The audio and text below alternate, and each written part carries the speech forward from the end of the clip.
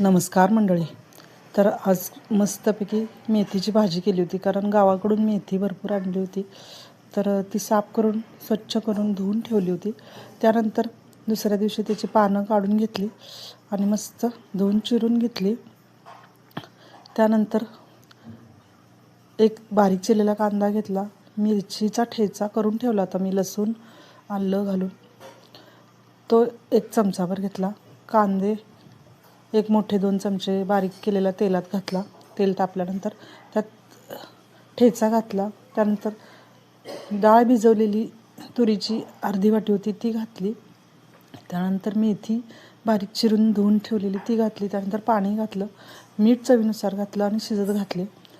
त्यानंतर झाकण लावून ठेवलं आणि थोड्या वेळाने शिजल्यावर त्यात शेंगदाण्याचा कूट 2 चमचे बारीक केलेला घातला.